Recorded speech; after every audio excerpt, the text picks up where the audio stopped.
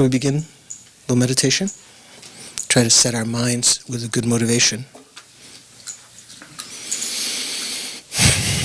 So relax your body, relax your mind. And with the intention of practicing concentration and developing a motivation for the welfare of others, begin to watch your respiration.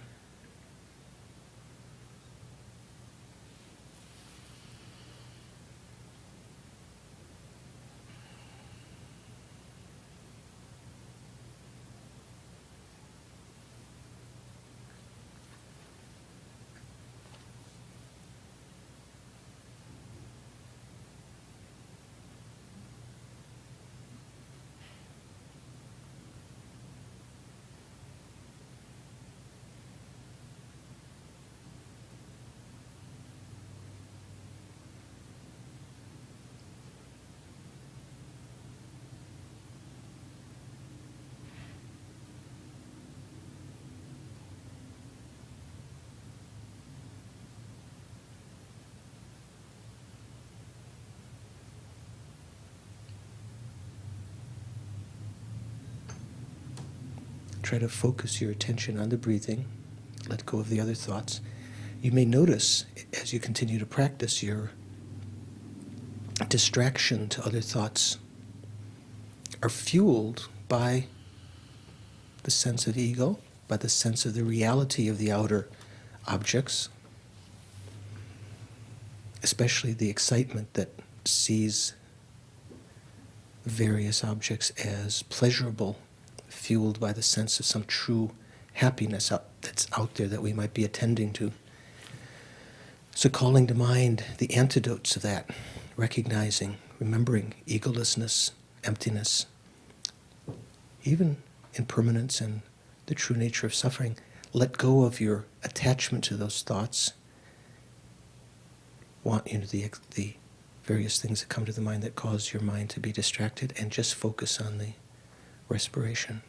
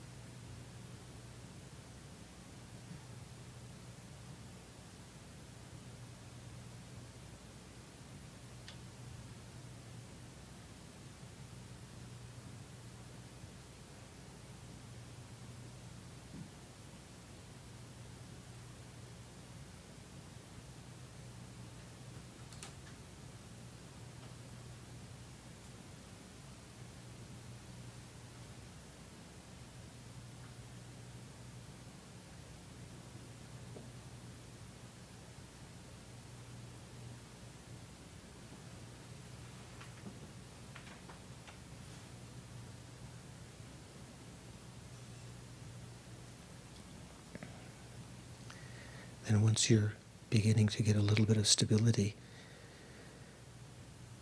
shift your attention to the more subtle object of your mental consciousness, within which all of the mental factors can be found at one time or another, 51 mental factors.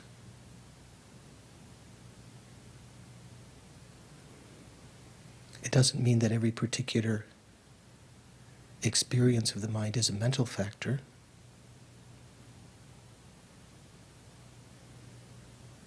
the objects of our that appear within our mind are mental images referring to various things. Sometimes they arise due to memory,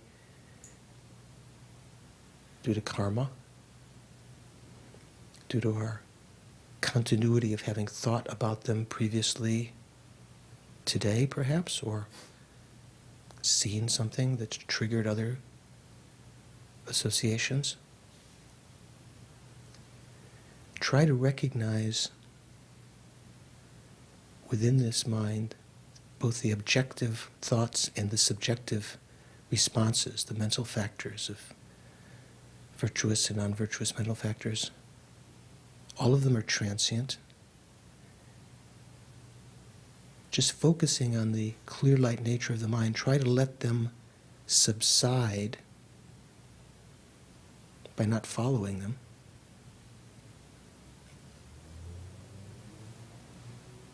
Letting go again and again.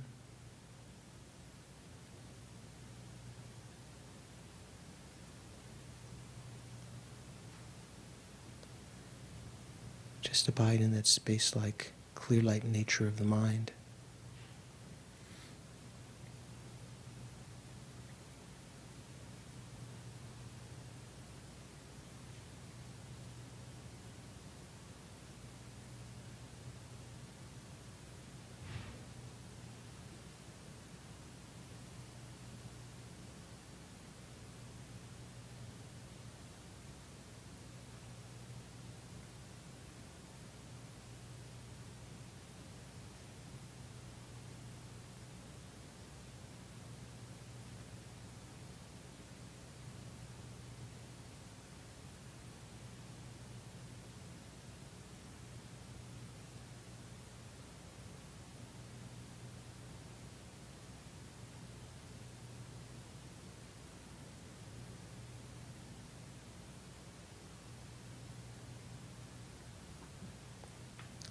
Within this clarity of the mind, quite often the sense of our ego, the self, the Atma, appears in various degrees of subtlety and grossness.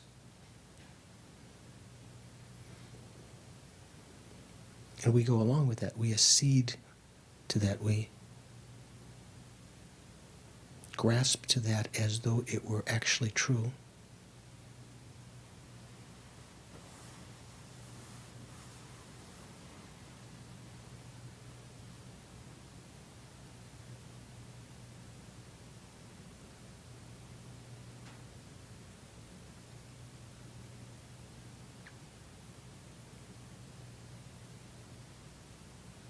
The appearance of the self is not the main problem. That will even appears to 10th level bodhisattvas on the verge of attaining enlightenment, but they've overcome the grasping to it, as have arhats.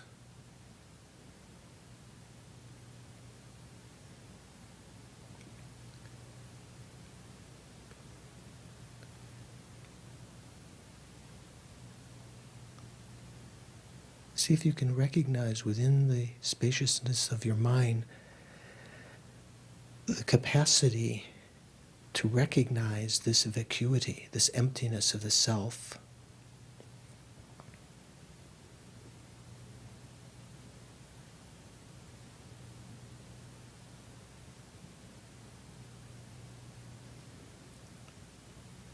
At this moment we have a life of incredible value, leisure.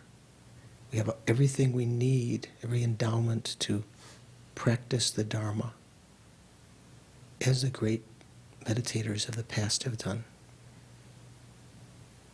Having met holy gurus, having the energy ourselves to practice, some faith and aspiration to put it into practice. What a wonderful opportunity this is, but short-lived, because we, with every moment, are approaching the inevitable end of this karmic manifestation, this lifetime.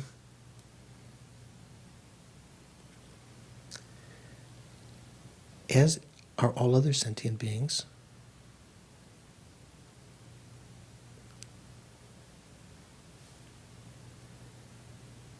So for their sake, those who have been our mother numberless lives, our dear friends, our lovers, our children, our parents,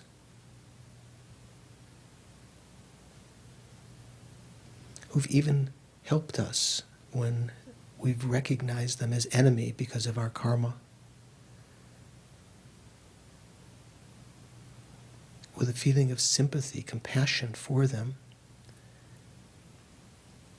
wanting this suffering to end, and recognizing the only way that we can contribute to that ending is for ourself to end our own suffering, for ourself to attain enlightenment, to lead others out, those that we have karmic connection with, out of that confusion. For that reason, we're going to listen, think, contemplate, meditate on the subject of the mind and its various manifestations, the mental states, mental factors, virtuous, not virtuous, to recognize, to be able to control the mind, to attain enlightenment for the welfare of sentient beings.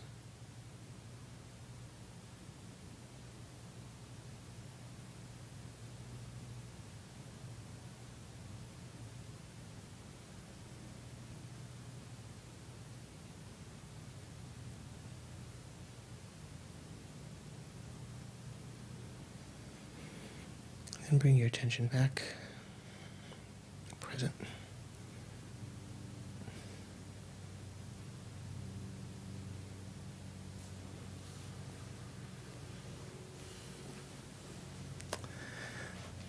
So, how's everyone? No complaints? I see some congested, not too congested yet. The weather's just changing.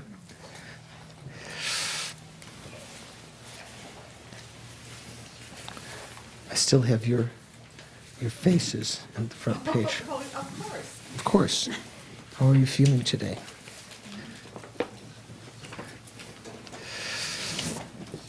So, Maureen, how many mental factors are there? In the too many. Numberless. 51 mental factors. And we've talked about the omnipresent ones that we find definitely in the sense consciousnesses besides the mental consciousness. And we talked about the object ascertaining mental factors. Both of them are categories of 5, very famous. And we've been talking about the 11, somewhere in the middle of the 11 virtuous mental factors. So we talked about faith, shame and embarrassment, or we say consideration for others. And last time we talked particularly about the 3 roots of virtue: non-attachment, non-hatred, and non-ignorance. And you remember the special point about those as roots of virtue. They call them the 3 roots of virtue, or the 3, it's opposite of the 3 poisonous minds, right? Because they're actually antidotes of the poisonous minds. They're not just the lack of the poisonous minds. They're actual remedies, positive states, right? What would you say? What do they say nowadays? They're proactive. It's just not just the passive lack of those poisonous states. And on page 38, I think we could continue from there, where it says discussion of the 3. We'd mentioned in some of the other texts, in Geshe Repton's text, I think a little bit, but here, discussion of the 3. So this is in parentheses. This is not a heading from the text. It's just the author thought to set this off, because it mentions the three roots of virtue without much explanation or elaboration. Now it's going to elaborate a bit, because they all have certain qualities in common. Like shame and embarrassment have certain qualities in common, right? Because one of them is based on taking oneself as the reason, and the other is taken using others as the reason for restraining from negative actions. So here, the three mental factors, these three mental factors, the three roots of virtue, are like the root of all virtuous qualities. I guess that's why they're called the three roots of virtue. They are the method for ceasing all misconduct and the essence of all paths.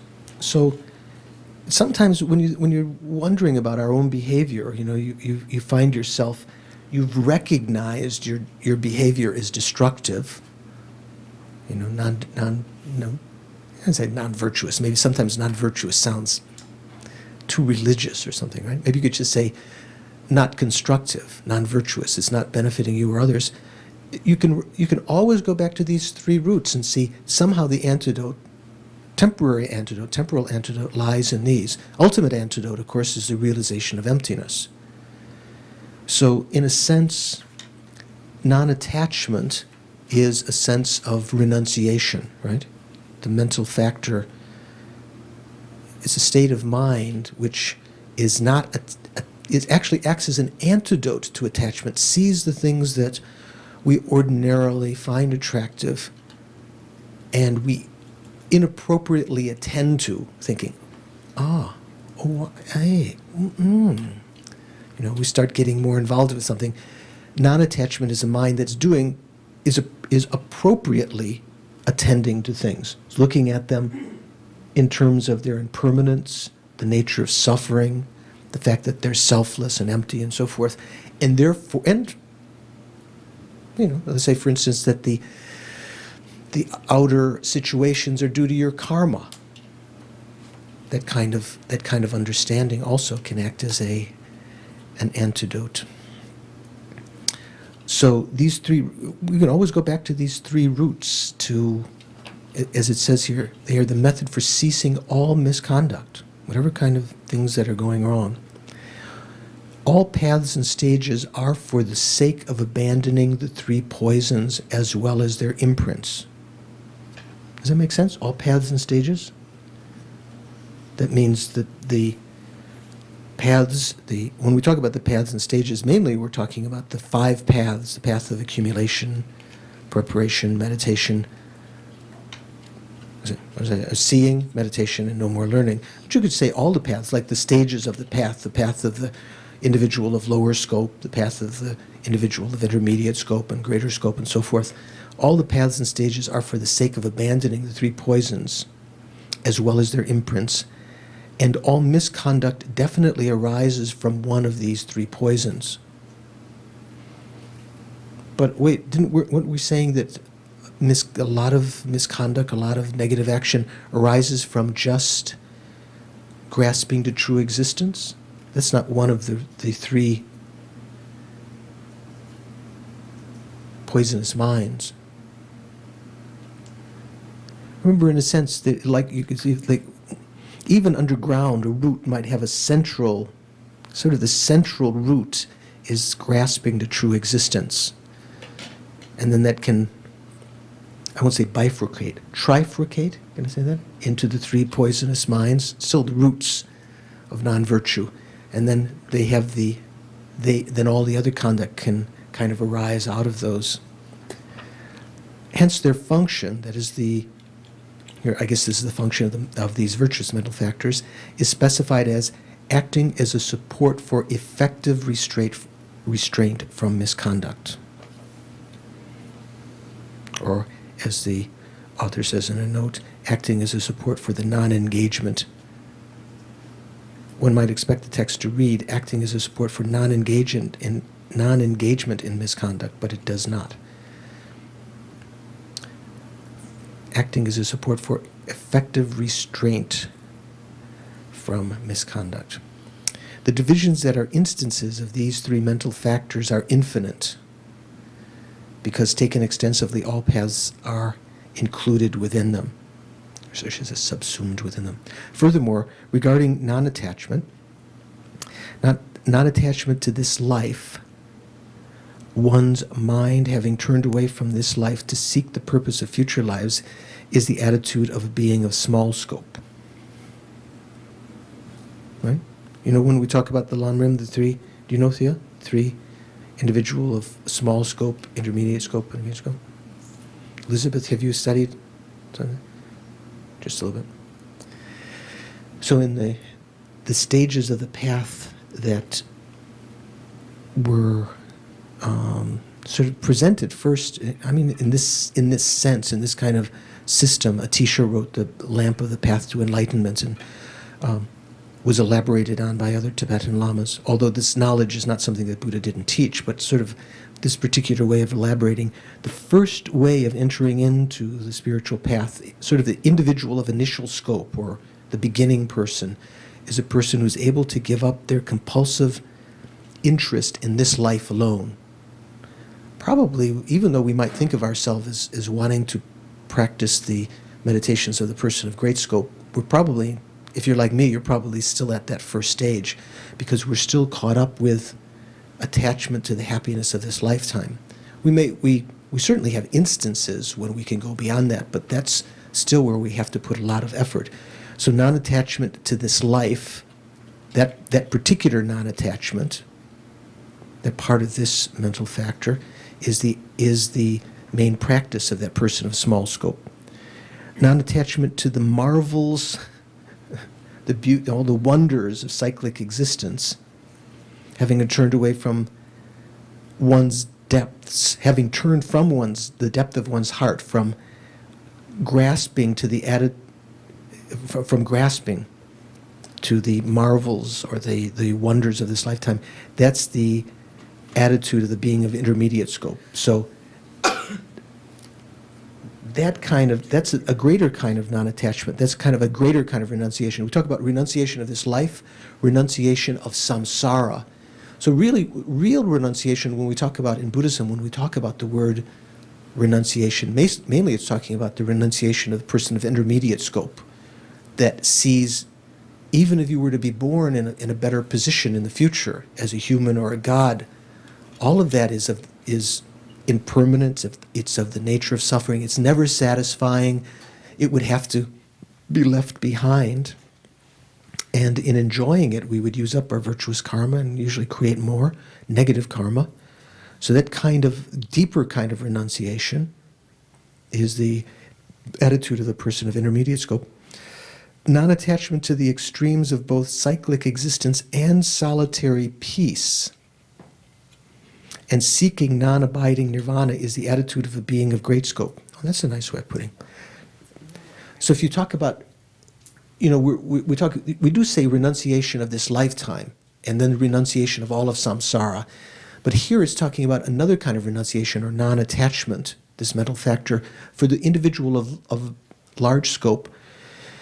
What's the difference? The person of intermediate scope is grasping to their own, what's called solitary peace. It doesn't mean like solitary realizer, like Pratika Buddha, but the individual of intermediate scope who wants to escape from samsara still has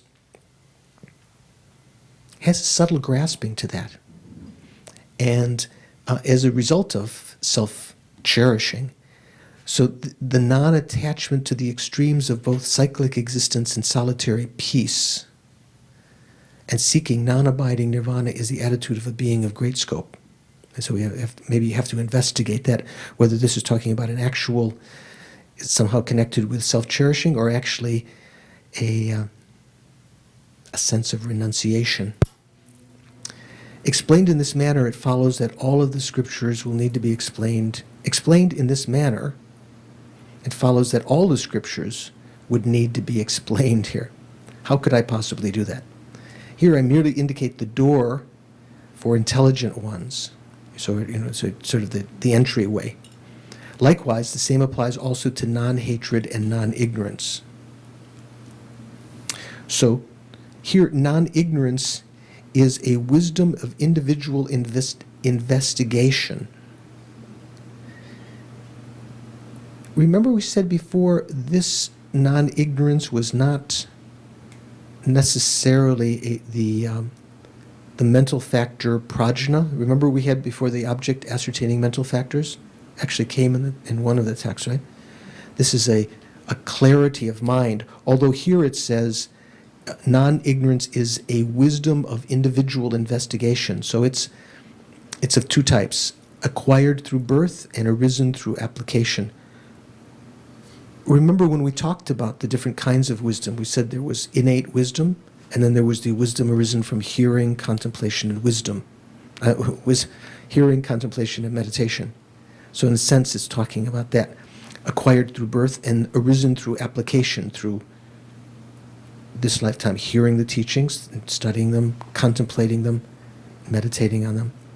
From among these two kinds of non-ignorance, that which is acquired through birth is indicated by arisen from fruition, because in the definition here, what is non-ignorance? It is a knowledge arisen from fruition, scripture, contemplation, or realization. That's at the top of page 38. So this is just is showing what that word means. Arisen from fruition, because it arises from the fruition or the ripening of past actions without depending on the circumstances of this life. You know, when this thing, very popular in the last, I don't know if it's, that terminology has been existing a long time. They talk about nurture or nature. What's the main cause for the behavior, kids or ourselves? Is it due to nature or nurture? When they say, we talked about this before, no? When they say nature, mainly they're talking about what? Biology, chromosomes, and so, is it due to that? And nurture means the kind of environment that you grow up, or the education. And if you take two twins and you put one in a rich family and one in the ghetto or something like that, that would be, the difference would be nurture. But from a Buddhist perspective, there is both nature and nurture involved in all of our experiences. Nurture, in a sense, coming from the karmic imprints in our minds, and also that predisposes us, some of that karma that ripens in our particular experience, what kind of body we have, what kind of chromosomes we have. And nurture also is due to karma, what karma we have to be born in a rich family, or with a lot of education or love, or in a dysfunctional family, whatever. Non-ignorance arisen through application refers to the three: the wisdom arisen through hearing, from contemplation, and from meditation. So here, the Yeshe Geltsen's text seems to be saying that this non-ignorance is a kind of wisdom, whereas earlier we read that it was not identical with wisdom. It was kind of a clarity of mind. The basis upon which one engages in hearing, with the wisdom arisen from hearing, is the conqueror's, the basis. Okay, what you're listening to, what you're hearing, is the scriptures of the conqueror. The conqueror means who? Huh? Oh, I thought you said Attila. Okay. Shakyamuni, right. The basis. So when we talk about listening, it doesn't mean listening to the news or listening to History 101 or psychology class. It means the listening, hearing the teachings of the Buddha. That's the basis of what one listens to, as well as their commentaries. So in the Tibetan tradition, those texts are kept in the monasteries. The teachings of the Buddha are, do you know what that collection is called? We mentioned this before. Kangyur? It's called the Kangyur. Ka means proclamation or speech, honorific for speech. Gyur means translation. So literally, the Tibetans, that meant the translation of the Buddha's teachings. And the commentaries that were from Sanskrit, do you know what they're called? The Tengyur. Ten is short for Tensho, which is the Tibetan translation of Shastra. So Gyur again means translation. So the Tengyur are the translations of the Shastras, the Indian commentary. So those are the basis of what one, in this sense, develops the wisdom from hearing. The teacher's scriptures, that means the founder, teacher, Buddha, have 12 divisions. So this is kind of interesting, because you'll see. Usually we talk about, the Buddha himself said that his teachings could be encompassed in 3 baskets, right? The Vinaya Pitaka, the Sutra Pitaka, and the Abhidharma Pitaka. And then we talked in our tenets class that, say for instance, the Sautrantikas would say the Abhidharma Pitaka really is found within. They're not separate teachings that the Buddha gave. They're found within the sutras. But usually those are 3 divisions. But here we have 12 divisions of the scripture. So this is another elaboration that the Buddha himself gave of found in many, many different situations. So it's kind of interesting. We'll encounter this again at other times. The set of discourses, set of melodious descriptions, set of prophecies, the set of verses, purposeful expressions, background accounts, expressions of realizations, set of legends, set of birth stories. What is the set of birth stories? You know that word? Jataka? The Jataka tale, the Jatakas, yeah? The set of the very extensive, the set of marvels, and the set that settles. I'm not sure what that one is. So in other situations, this won't be so relevant right here, but in other situations we'll investigate that in other courses, these 12 divisions of the scriptures. Since it would be verbose if I were to explain in detail, and it would be too wordy if I were to explain in detail the identity and principal subject matter of each of them, I shall not write more here. Acharya Chandrakirti, what does acharya mean? Do you know? What is it? Acharya, you think? Like a master. Arya? No, it doesn't mean Arya. Do you know? It sometimes it means preceptor, like when you take initiations or if you take ordination. Your acharya, there's an abbot and then there's an acharya and so forth. So, but in general, in Sanskrit, acharya kind of means scholar or learned one. So it's just a title here. It's not his first name, Chandrakirti. Acharya Chandrakirti taught that these 12 branches of scriptures can be included in 9 branches by taking the main background accounts and its associates in the listing above as one. The 12 are then condensed into 9. And those 9 divisions can be in turn condensed into 3.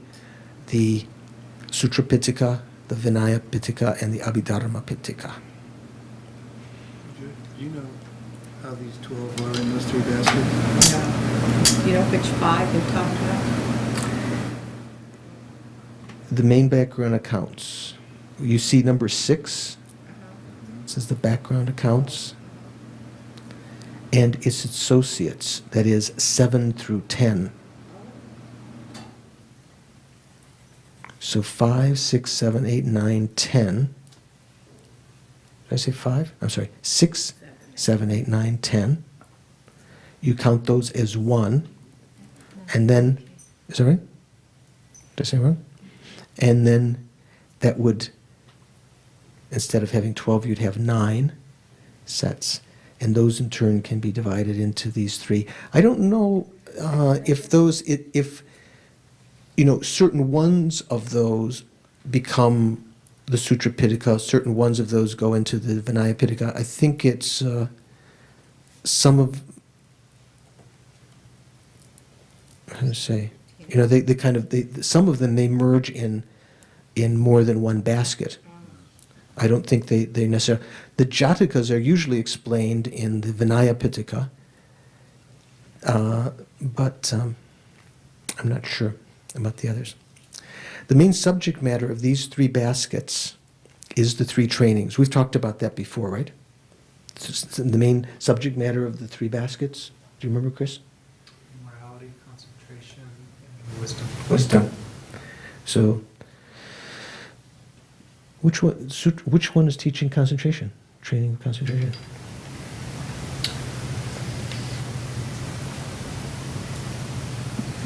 Discourses? Which how would you say that in Sanskrit? Sutra Pitaka. The Sutra Pitaka. So all the things, so many of the things that we study are from the Sutra Pitaka, because the Abhidharma Pitaka, there's just, even in our collection of texts in the Tibetan tradition or in the Sanskrit tradition, the Abhidharma Pitaka is quite small. The Vinaya Pitaka is well defined as mainly the rules of the monks and so forth. Most of the things are in the Sutra Pitaka, so that's mainly talking about concentration. It's not talking about everything.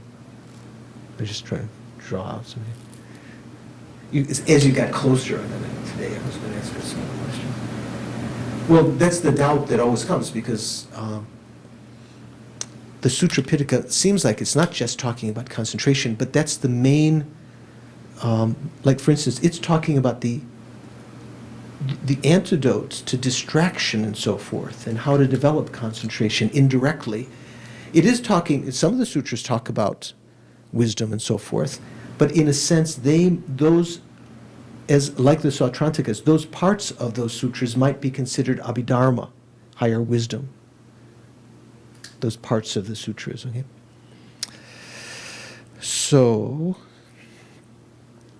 just as you said, the main subject matter of the Vinaya Pitaka, the basket of discipline, is the training in ethics or morality, just another way of translating the same word.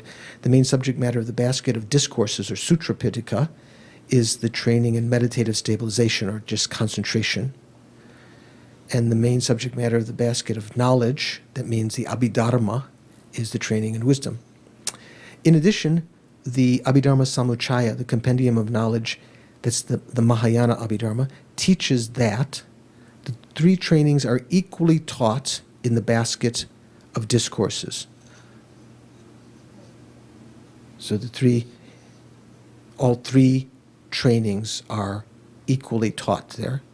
Makes more sense, isn't it? Because in the Sutra Pitaka, it does include other kinds of teachings besides just those that emphasize concentration, or the training of concentration. And the Abhidharma Samuccaya also says the two trainings in ethics and meditative stabilization are taught in the basket of discipline. So the Vinaya Pitaka also, because the Vinaya Pitaka is talking about morality, it also teaches about concentration in the Vinaya teachings also, because that was one of the main practices of the monastics, on the basis of being mindful of their morality. Then that makes a very conducive state to develop concentration. And the training in wisdom is taught in the basket of knowledge, or the Abhidharma Pitaka.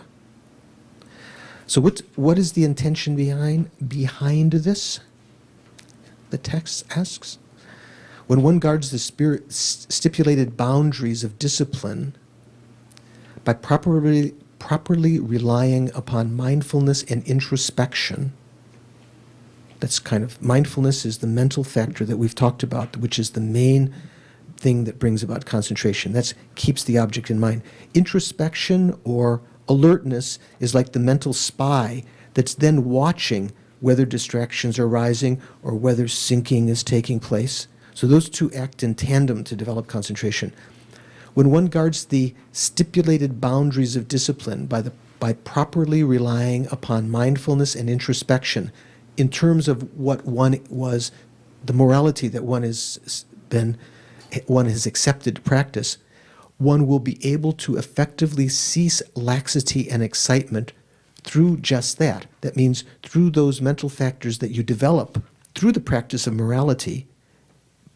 Actually practicing morality, you improve your mindfulness, because you're trying to be mindful of the vows you have and your introspection, whether attachment is coming up or other things are coming up or anger is coming up.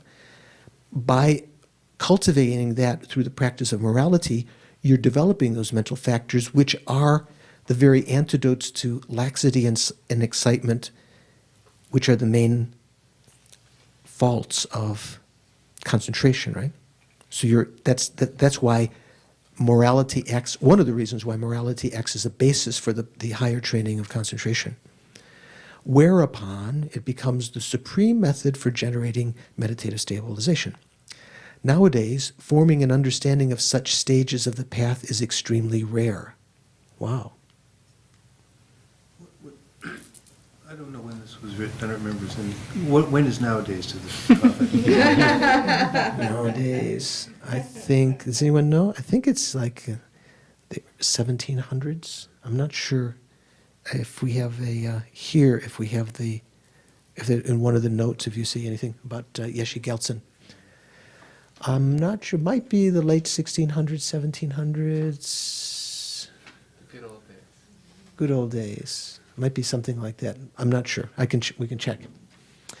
So this is interesting. My teacher Lama Yeshe used to say also, he said, a lot of Westerners are very interested to develop concentration, single-pointed concentration, because you hear about all of the marvelous features of that. You could have psychic powers and, fly and walk in no other's minds. And besides, if you have a higher aspiration, with concentration, you can easily make other realizations. You can develop bodhicitta, you can develop renunciation, and so forth. And Lama said, but people want to have this, but they don't know what the secret is. The secret is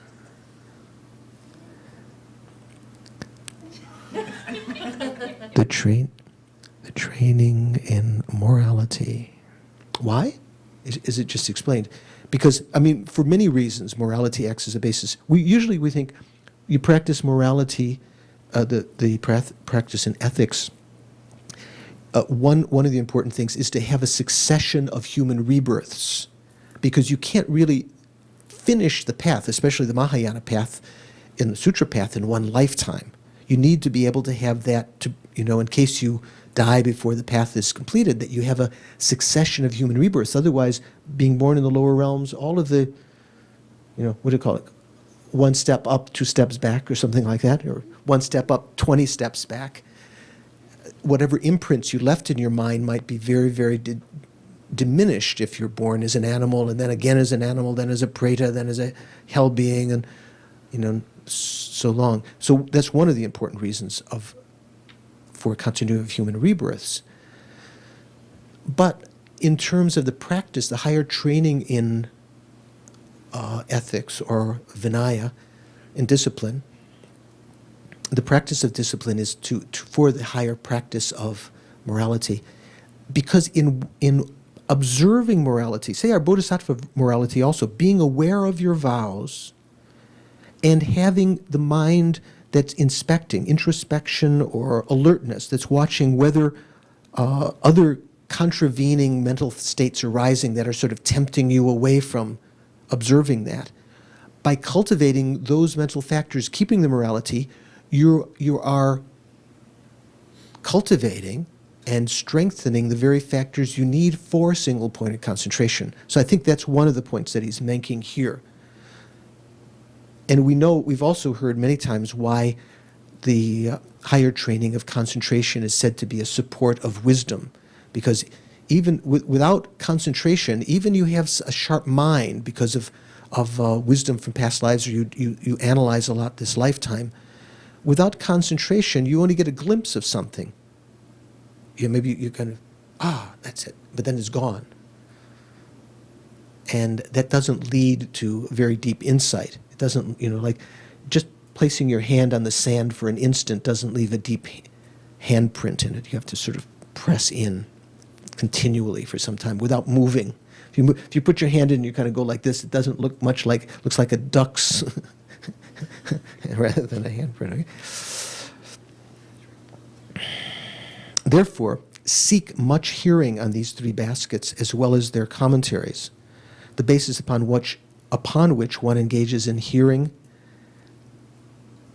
analyze again and again the meaning of what has been heard with the 4 types of reasoning. We talked about these 4 types of reasoning earlier. And generate an ascertaining consciousness. That is, come to some conclusion about that. Put the entire path into practice by way of analytical and stabilizing meditation upon that very meaning which has been gained by the ascertaining consciousness of the wisdom arisen from contemplation. These are the assertions of the great trailblazers. So what does that mean? All meditation can be divided into analytical or stabilizing meditation. Is that right? And there's some meditations that don't fit in that? What about Tumo? Tumo? What do you think, Venerable? Tumo is not analytical meditation, not stabilizing meditation, is it? Well, The nadis, tantric meditation, deity. Analytical because you're using different aspects, you're analyzing different aspects of Yeah, you have to check. Everything does exactly fit into one of these categories. Say, for instance, if you're visualizing Shakyamuni Buddha or some deity, first you have to analyze. The hands are like this, the face is like this, to get a mental image. Then, once you've found the object, then you hold that single-pointedly. Then you engage in stabilizing meditation. If the image begins to disappear, you try to hold as long as you can, and then you might have to reanalyze and engage in analysis, analytical meditation. Usually we think of analytical meditation like analytical meditation on the Lan Rim. It doesn't have to mean only that. Any kind of discursive, when your mind is analyzing something, falls under that. Stabilizing is once you've analyzed and you've come to some conclusion, then holding that. Like analyzing say we have a problem with anger, or we have a problem with attachment. And we analyze and we see the defects of that. We analyze it well. Even if you don't really stabilize on that, it's not going to leave much of an imprint in your mind. Not going to have much of an impact on your behavior. So once you've come to the conclusion through your analysis, holding that flavor of that, the conclusion that you've come to, that you've ascertained, holding that single-pointedly is the stabilizing meditation.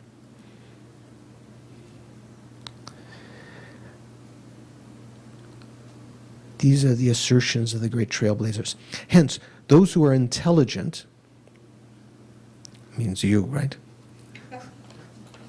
Those who are intelligent, which should be us, should engage in such a mode of path, such a manner of the path, which pleases the conquerors. If you discard much hearing, if you disdain that, I don't, I'm just I'm a yogi. I don't need, that's for scholars to study all of these things, to hear a lot of teachings. That's not a smart way to act. If you discard or denigrate great learning, the excellent cause of wisdom, of individual investigation, follow fools stupidly like sheep, if you do that, if you dwell in a relaxed and idle manner without contemplating anything whatsoever, which is, in a sense, Geshe Gyaltsen's kind of criticizing certain kinds of practice, that certain people who fancy themselves yogis or yoginis, and they go off without having studied much, and just have a quiet kind of relaxed and idle dwelling of the mind, even in their meditation, without contemplating anything whatsoever, yet wallow in the conceit of being good-hearted, practicing Dharma, engaging in practice and so forth, then you will waste your excellent support, that means this human life, with its leisures.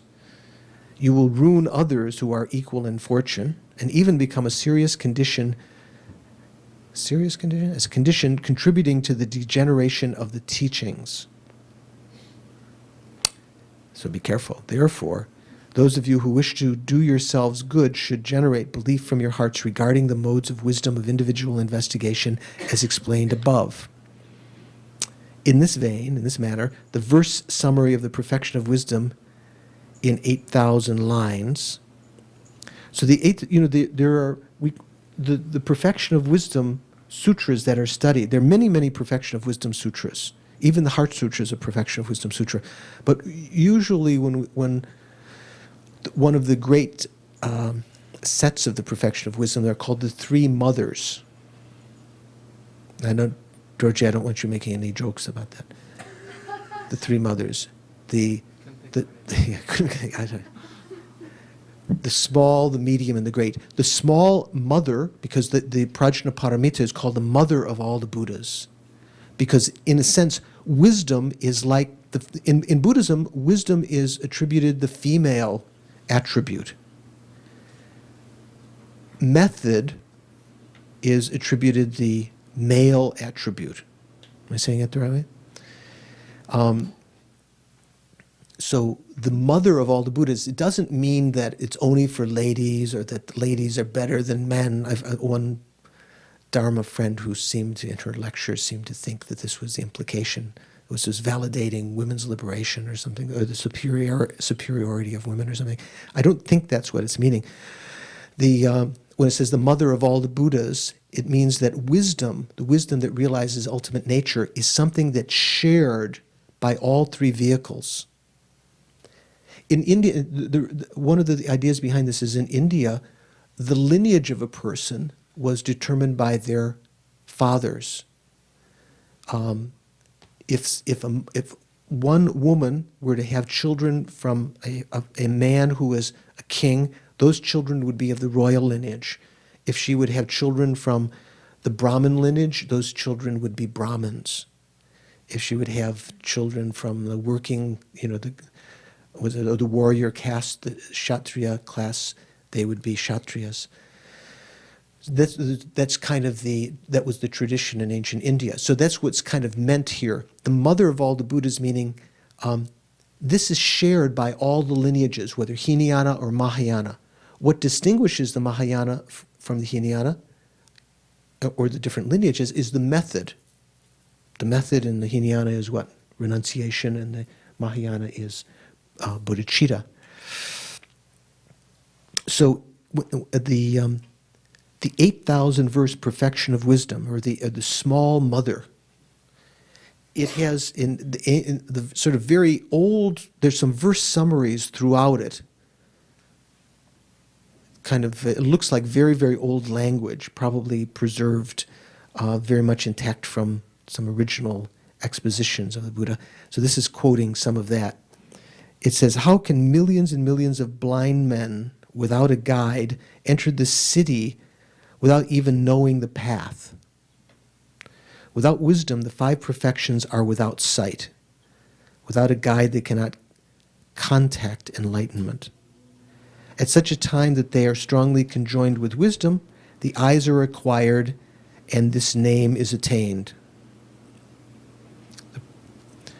So, all of it said even practicing the other perfections, the first five perfections, without the perfection of wisdom, can't lead you to the city of enlightenment. It's like blind men, or blind women. Wait a minute. The Venerable Maitreya also says in the Sublime Continuum, the Uttara Tantra, we had a chance to study some of that with Kirti Sanchab Rinpoche, remember, in the 5th chapter, I think. Conceptualizing the three spheres of agent, action, and object is asserted to be a knowledge obscuration. Conceptualizations such as miserliness are asserted to be afflictive obscurations. Apart from wisdom, none other is a cause for abandoning these. That is, the only thing that's can abandon these two obscurations is wisdom. Therefore, wisdom is supreme. Its foundation is hearing. Thus, hearing is supreme. I mean, study, hearing, and as we're doing now, studying, reading. What does it mean when we talk? Remember when we talk about dedicating, we say dedicate in the emptiness of the three spheres? Here it says, is this the same thing? Conceptualizing the three spheres, agent, action, and object?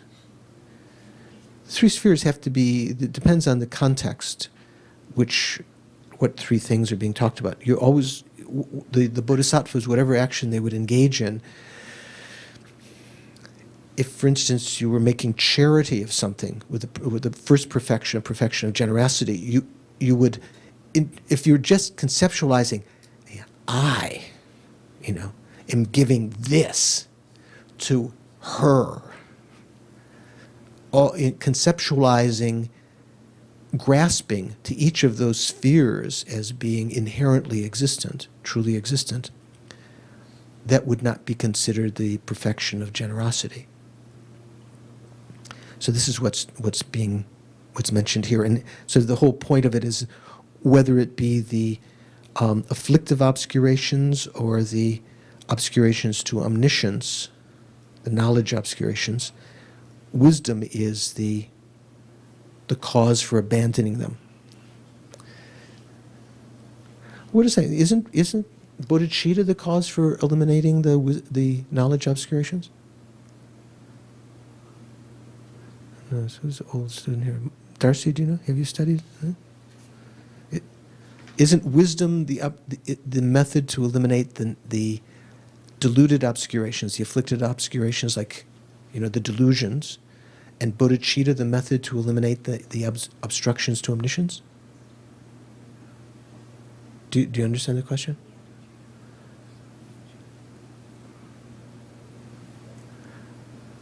I can see Venerable Ingrid's thinking also. What do you think? Ingrid, do you have a thought? I just need you to say the question again. I was kind of acting as a devil's advocate here. Here it says, wisdom is the cause, no other cause, none other is a cause for abandoning these. Apart from wisdom, none other is a cause for abandoning these. So to abandon the knowledge obscurations and the afflicted obscurations, there's no other cause other than wisdom, it says. I'm saying, but wait a second, doesn't wisdom abandon the afflictive obscurations, the delusions, and bodhicitta help to abandon the knowledge obscurations? Because without bodhicitta, you can't abandon, even the arhats can't abandon the knowledge obscurations, right? Would it be... Pardon? Is there not one method and wisdom to abandon both? Well, I think the point is, that method acts as a support, but it's still the wisdom that's abandoning. That wisdom, it's in meditative equipoise on emptiness, supported by that accumulation of merit through developing bodhicitta, that allows the knowledge obscurations to be abandoned. The knowledge obscurations are not abandoned when you're not in meditative equipoise. It's even in, say, when you're on the path of seeing, on the path of meditation, you're abandoning the before the eighth bhumi, you're abandoning the afflictive obscurations, the delusions, ignorance, and so forth. But they're only actually abandoned in meditative equipoise, right? It's not like you arise from that meditative equipoise and you engage in prostrations and generosity, the other perfections, and you do study and learn more about wisdom, contemplate it, but it's only in the actual direct realization of emptiness that you're abandoning the afflictions, the afflictive obscurations. And I think it's similar with the knowledge obscurations. Even though you need to have that extra, I don't know what you want to call it, scouring powder or extra agent of the collection of merit through, not just through renunciation, but through bodhicitta, that motivation. It's not that alone that abandons the knowledge obscurations. It's still the wisdom itself. It's only abandoned in meditative equipoise. And hearing, when you talk about wisdom of meditation rises from wisdom of contemplation. Wisdom of contemplation comes from the wisdom of hearing. So it says, therefore wisdom is supreme, its foundation is hearing, therefore hearing is supreme. So that hearing is what we can also understand as meaning reading. It doesn't mean only hearing. And then I'll just say with this last one, Acharya Aryasura. Who's Aryasura? Do you know, Ingrid? Anyone know? Christina? Aryasura? Someone who's seen emptiness? Probably. Aryasura. He's one of those guys. He's one of those guys. I think Aryasura, I may be mistaken, but I think he is also the one who wrote the prayer, Venerable, that you wanted to do the general confession, who had the debate with, what was his name, Aryadeva. And when Nagarjuna couldn't come and so forth, and it was prophesied that he would write many Mahayana teachings. Here he said, the blind ones of little hearing do not know the modes of meditation. The blind ones. So even, usually we talk about blind, those who don't have wisdom, but here even those of little hearing are like blind ones, they say. They don't know the modes of meditation. Lacking that, what are they to contemplate? Therefore, you should put effort in hearing. Due to that cause, contemplate and meditate, whereby vast wisdom will arise. Let's take a little break. Okay.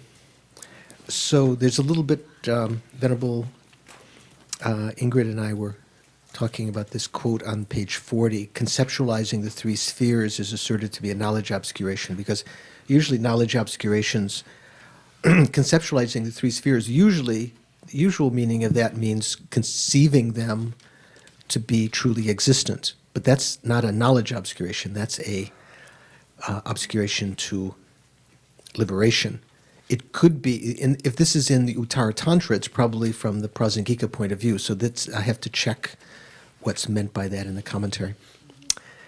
Then the last thing here, and under this general category, was a quote from Vasubandhu, the supreme scholar. You know, there's Venerable Maitreya, Acharya Aryasura, everyone has some title. Here he says, the supreme scholar Vasubandhu also says in the Abhidharma Kosha, the Treasury of Knowledge, in the 6th chapter, by abiding in ethics, possessing hearing and contemplation, there is strong application in meditation. So, in order to be successful in meditation, it's not enough just to try to meditate. You know, I'm going to be a meditator. I'm just going to the mountain and meditate. You need to have an accumulation of merit. That's another reason that the practice of ethics acts as a support, because that accumulates merit that allows you to be less distracted and content and satisfied and so forth, and have the merit to be successful. So abiding in ethics, and in addition, possessing hearing and contemplation, that is, reading, study, and then having contemplated it, studied it, so everything is clear in your mind. Because if you go into a retreat, say when you go into retreat the next time, you're going to meditate on something you haven't really thought about.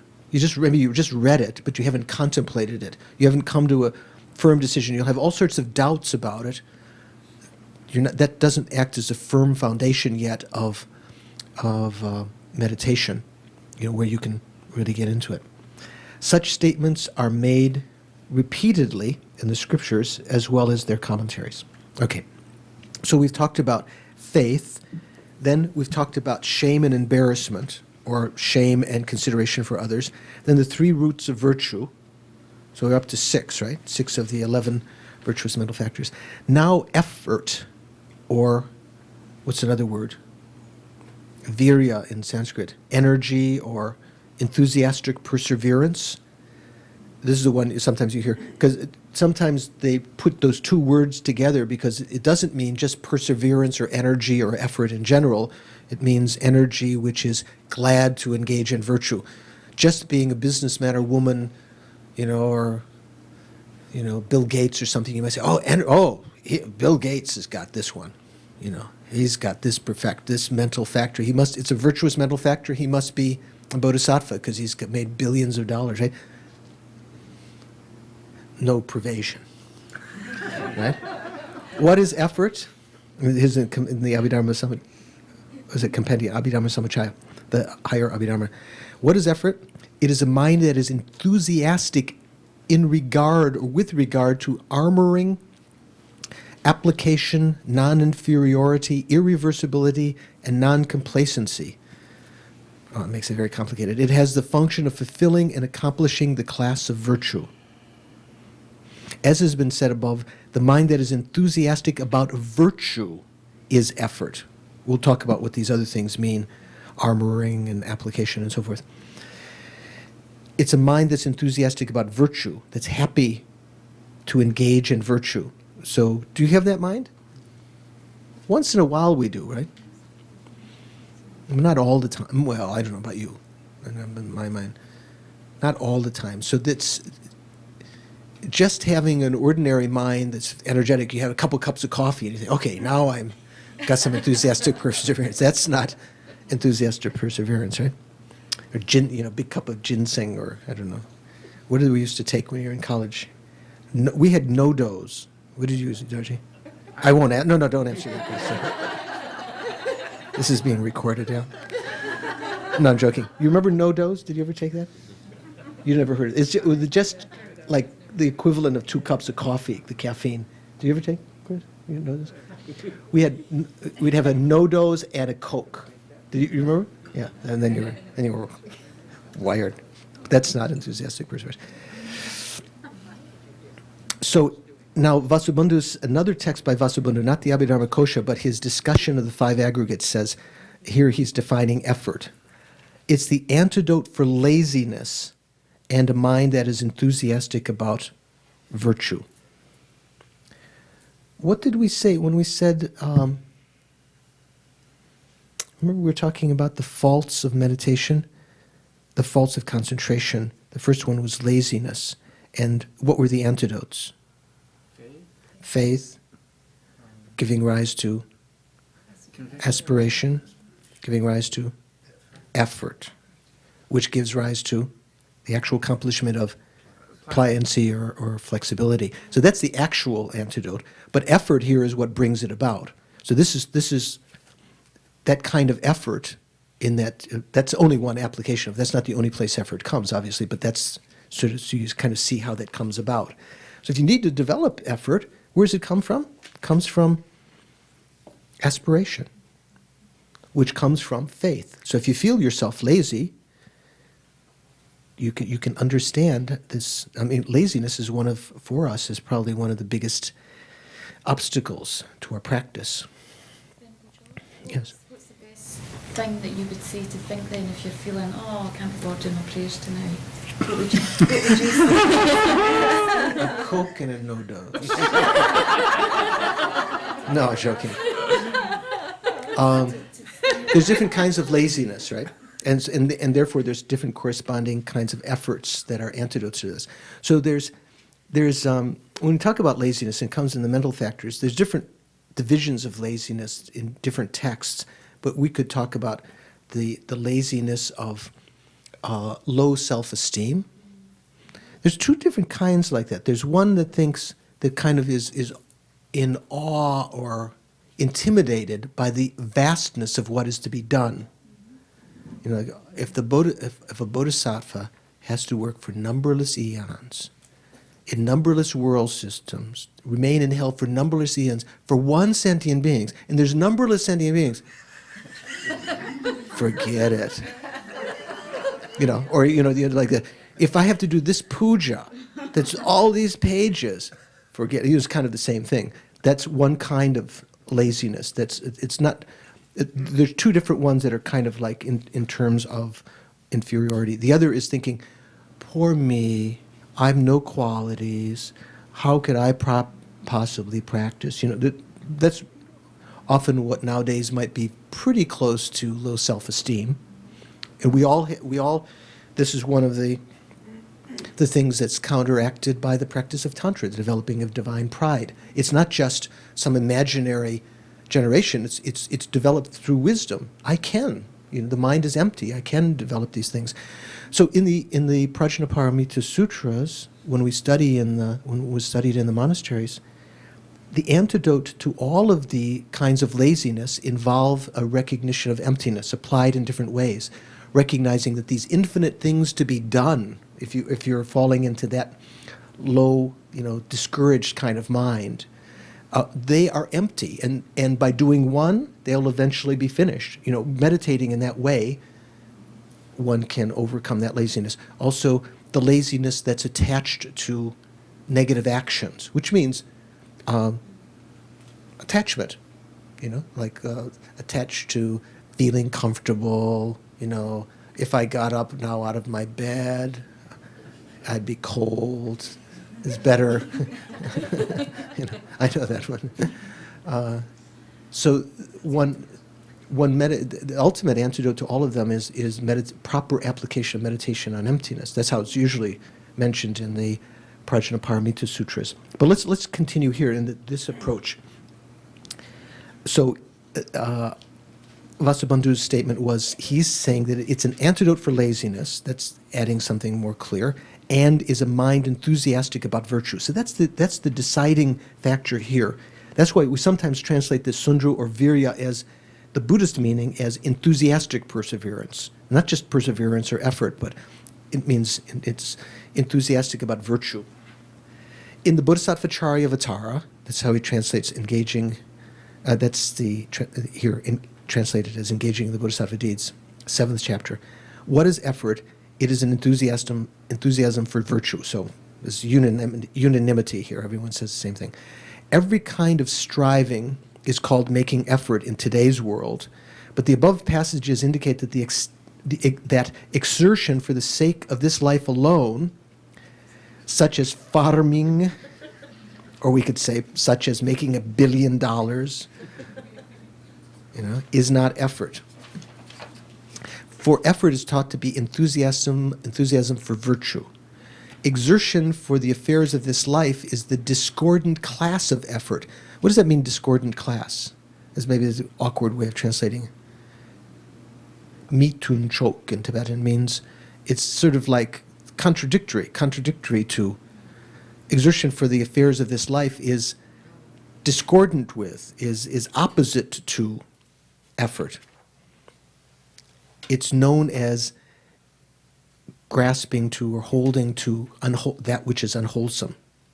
This is one of the main remember I said there's a kind of laziness which is attached to unwholesome action. So that's what often people think of as energy. Oh, I was to the disco till 2, and then we went to Pierre's for pancakes until 4, and then we had our morning daiquiris until, that's not.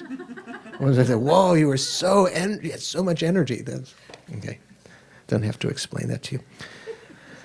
The Lanrim Chemo, the great exposition of the stages of the path, explains, Lanrim Chemo. It's an epiphany. Explains 3 types of effort. Effort of armor-like enthusiastic, something you may hear it another way, armor-like enthusiastic perseverance. The enthusiastic perseverance of gathering virtuous qualities, and the enthusiastic perseverance of enacting the welfare of sentient beings. The Compendium of Knowledge, this is the higher Abhidharma written by Asanga, composed by Asanga, Abhidharma Samachaya, mentions 5. Armor-like enthusiastic perseverance, application, enthusiastic perseverance of application, putting into practice. Enthusiastic perseverance of non-inferiority. Remember we were talking, that's one of the kinds of laziness, the feeling, I'm just nothing. The enthusiastic perseverance of not being capable of, not being put off, irreversibility, and the enthusiastic perseverance of non-complacency. So it mentions what these are. The effort of armoring, or armor-like enthusiastic perseverance, I like somehow that rolls off my tongue easier, is the donning, or do you say dawning? Donning of the great armor of preceding attitude a mental enthusiasm prior to embarking on a virtuous activity. Has been said in Aryasura's Compendium of the Perfections. So before we mention, so armor-like enthusiastic perseverance means like the warriors before they went into battle. Before they went into battle, they put on their armor. Right? It's like if you go into the battle and try to put on your armor in the midst of the battle, it's going to be difficult. You remember? Have you seen any of the these kind of movies that you see the people with the swords? At that point, you're trying to put on the armor. It's not so. The example I often give of this is, say, Don and I were at our age and Peter maybe were drafted into the army. And it could be the way that this thing is going, right? And in basic training, instead of reading the manuals and learning how to do the stuff, we're watching videos and reading comic books and just having pizza, having a good time. Then the war is starting and and the enemy is coming, and then we say, Don says, turn lever C to the right. At that point, that's not the point. You have to prepare. You have to have the. This is kind of like the idea. Nowadays we don't talk so much about armor, but that's in the sense of armor-like enthusiastic perseverance is the attitude that you develop preceding something, so you are not going to be defeated. So, like before, say for instance, you're going to go to say you have a problem with social relations. Maybe you're lonely, and you know that you're going out somewhere where you're going to be attracted to people, and this is going to cause your mind to go crazy. Meditate beforehand. Remind yourself there's nothing, within cyclic existence that is of the. What are you laughing about? Nothing that is. Well, a nice way of putting it, I think, is even if I had that, would I really be happy? Whatever it is, whether it be companion or fame or whatever is tempting. So that kind of attitude beforehand is this preparation, this kind of enthusiastic perseverance of armoring oneself. Okay, so let's see what the quotation says. Consider a long, long day, long day and night that spans the past and future limits of cyclic existence. A year made up of such days, a very long eon made up of such years. Whoa, this is really... And a number of such eons equaling the drops of water in the ocean. Whoa. Through cultivation for such a period, I will generate but a single mind of enlightenment, even though it is necessary to practice in such a manner for each of the other collections. What does that mean? All of the other collection, the collection of merit and wisdom and so forth. Due to compassion, I will have no weariness. Without laziness, without indolence, I will achieve excellent enlightenment. This is talking about having that armor-like, like His Holiness says, having an attitude, however, I'm going to attain enlightenment, however long it takes. Whatever comes in this lifetime, no big deal. Even their hindrances, I'm not going to be frustrated and discouraged by that and develop laziness that prevents me from continuing. Having that very long-term goal, like an ocean, even if it's oceans of eons of years that are as long as this it's quite... When in cyclic existence, give up thinking about one's own suffering and produce that infinite, robust armor. This is called the compassionate hero's first perfect adoption in conduct. That's kind of inspiring. His Holiness says that sometimes having the attitude you're going to attain enlightenment this lifetime, I see that it's kind of very popular in America now. We're instant. Everything is instant, isn't it? Instant coffee. And I remember when we were at Copan, I mentioned this once before, the most popular book Ingrid, maybe you remember sometime, one of the most popular books at some of the meditation courses was The Lazy Man's Guide to Enlightenment. You know, it's sort of like as though you could just be lazy and everything had to be quick. Nowadays, the things that are most appealing to people are the teachers that are, saying you can attain enlightenment very quickly. But the great lamas say, His Holiness says, you have to have the most effective way to think is to armor yourself with this kind of mind that thinks, however long it takes, I'm going to practice. So that's the armor-like enthusiastic perseverance. The enthusiastic perseverance of application is the effort of application, or enthusiastic perseverance of application is a mind that is enthusiastic when engaging in practice through application. It is of two types, constant application and respectful application. I'll have to check what the Tibetan is there. I'm not sure what that means. The effort of non-inferiority is a generation of enthusiasm when engaging in virtue without the mind being discouraged thinking, how could one such as I do this? So actually there's two parts to that. How could one such as I do anything? Or how could one such as I, or how could one do this? It's kind of both parts. The garland of birth stories, the Jataka Mala. So this is not part of the sutras. This was written, Mahayana scripture written by Aryasura, composed by him. In that it says, discouragement does not help one become free from deprivation. Therefore, do not become tormented by sorrow. If the skills for accomplishing the required goals are made firm, with ease you will be freed from even huge difficulties.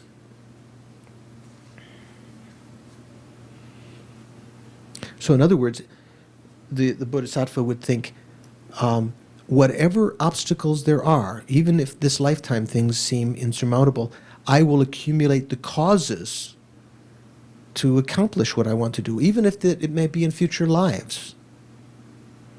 I'm going to start to create the causes. If you're lacking something, it's not discouragement doesn't help you to be free from what you're lacking, from lacking that.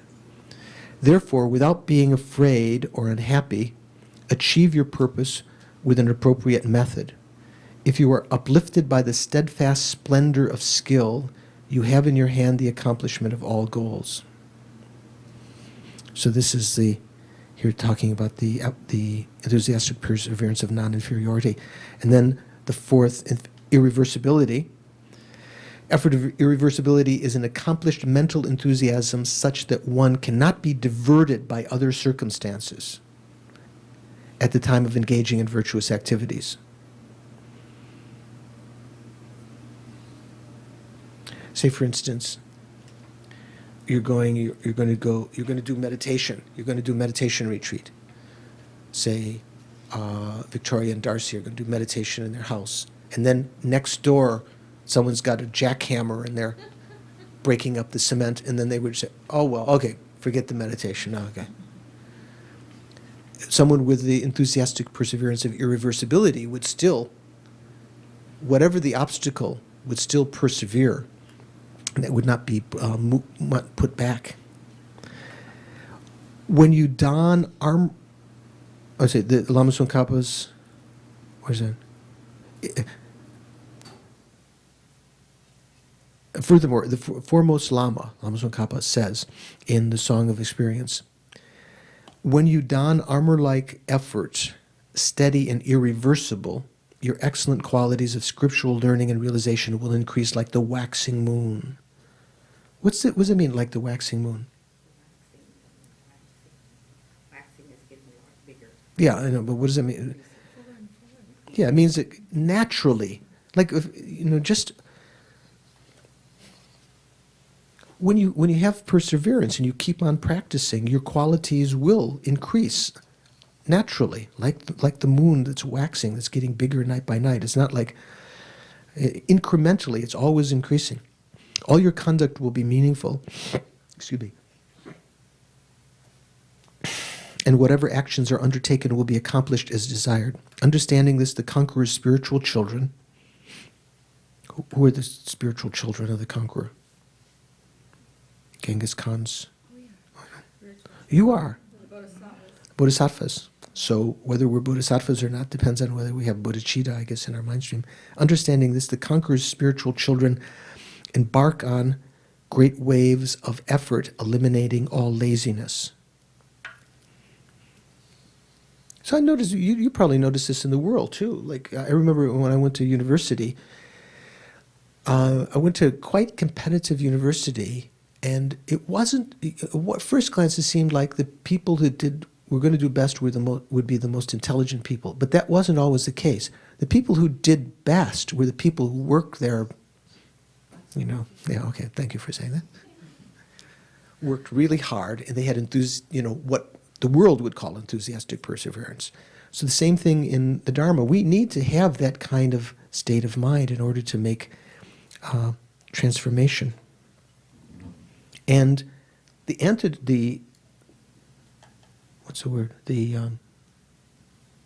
obstacle to that is laziness. So we can think of the same thing when we talked about the antidotes of laziness and concentration. Faith. We need to develop our faith, seeing the good qualities of others, to develop aspiration, to put in and to generate that effort that can bring about the accomplishment of those things. And then the fifth one, effort of non-complacency, is exertion that does not just rest complacent with some trifling virtue, but seeks higher qualities. Oh yeah, I got that. I did one mala of Om Mani Padme Hung. Okay, I'm finished. Furthermore, taking a minute branch of the path as principle and discarding the others is a serious hindrance to depositing imprints of the path in its entirety. Therefore, it is crucial that you gain an overview of the entire path. What was this saying? Taking a minute branch of the path as principle and discarding the others? What does that mean? Carrie, was it? How does that, do you grok that? You've been rather quiet recently. So, like say for instance, oh sorry, go ahead. Sometimes we study Lamrim, and even Lamrim, in Atisha's tradition there were 3 lineages of the Lamrim. Do you know what those 3 are? Do you know more? Does anyone know? Victoria, you know these things. There were the Mengakbas, the Lamrimpas, and the Shungbawas. The Mengakbas means those who mainly followed the oral teachings, some precept of their teacher. Very simple, could be profound, but oftentimes would be just people with not strong faculty of wisdom that just would be content with just some small teaching. Oh, I received the teaching from Babonka Rinpoche in the cave, how to meditate, and then they never study anything else, they just do that. That could be, but it could be also in a very profound sense. Mengakba. Mengak means oral precept. The Lamrimpas were those who studied the different Lamrim texts, more than just one precept of the teacher or some small teaching. They studied kind of the stages of the path. And there were those who studied the small or medium, large Lamrims. Then the Shungbawa. Do you know what that Shung means? We didn't study in Tibetan class yet. Shung means the concourse or the highway. Shungbawas were the ones who would maybe study like for Geshe or something like that studied all, or not necessarily Geshe, just studied all different aspects of the Buddha's teachings, the sutras, the tantras, the in-depth studying everything. And so what this effort here is not being complacent with just a small understanding, thinking this is all there is, and then taking some small branch of the teachings as the principal thing, and then disregarding all of the other precepts and teachings of the Buddha. Gain understandings and realizations. Oh, I think so. I think someone who just follows the oral precepts of their teacher could, but it could be someone very profound. Wouldn't be But- studied a lot in previous lives or something. It could be that they have, yeah. It could be, it's hard to say. Like for instance, when we talk about those who, the different. Remember, when we talk about these three mothers, the three Prajnaparamita sutras. I mentioned this before. Also, the 8,000 verse, 25,000 verse, 100,000 verse. They were all recited by different individuals who heard the same discourse.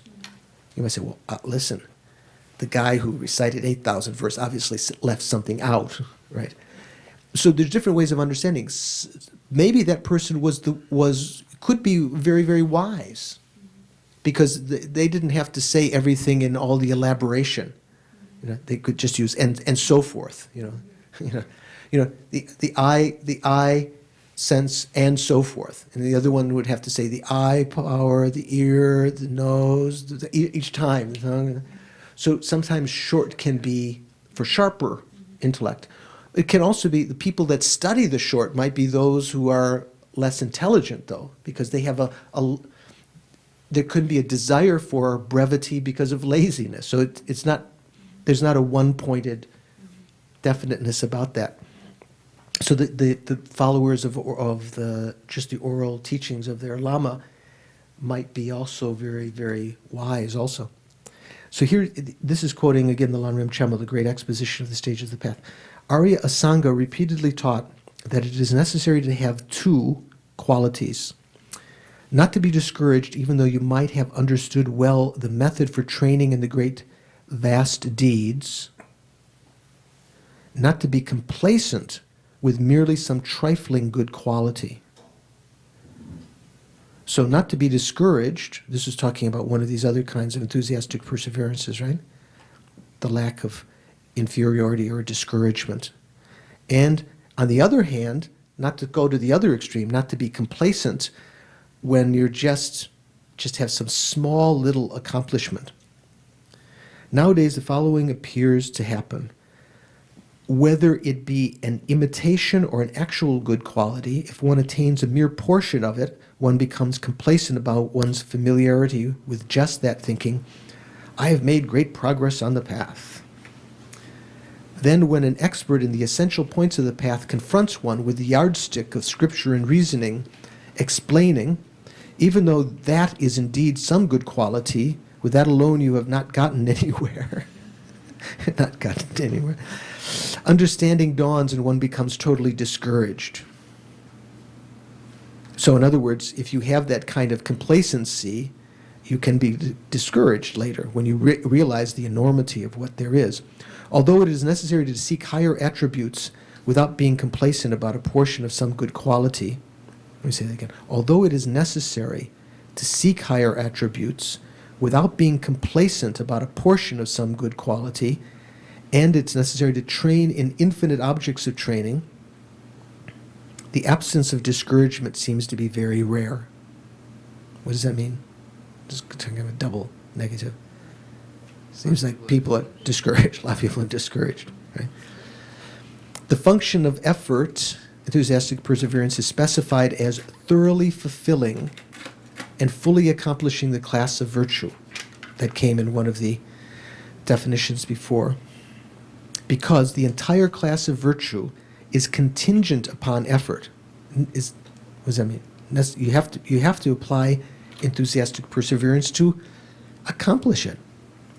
Along these lines, the exhortation to exceptional resolve, I'm not sure what text that is, says, by making effort, nothing whatsoever, whether created in this world or created beyond this world, is difficult to gain.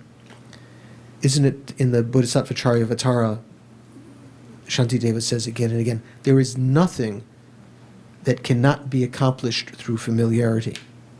Once you get, That being the case, through the force of effort, what wise person would become weary? Those who are set on the enlightenment of Buddhahood, having seen the faults of lethargy and sleep, constantly dwell in making effort. Thus I have exhorted them to do. This I have exhorted them to do. I'm not sure if maybe that's a sutra, because it sounds like it's saying the Buddha is talking. What can cause that kind of effort? Sometimes fear can cause effort, isn't it? Wisdom, fear. Lama Zopa Rinpoche, I remember at one of the meditation courses, he was sitting on the throne looking out. And I'm not sure if I was there or if I heard this from others. I think I was there. He said, if you knew where you were going to be born in your next life, you wouldn't sleep at night. You know, this wouldn't be up all night. You sleep during the day.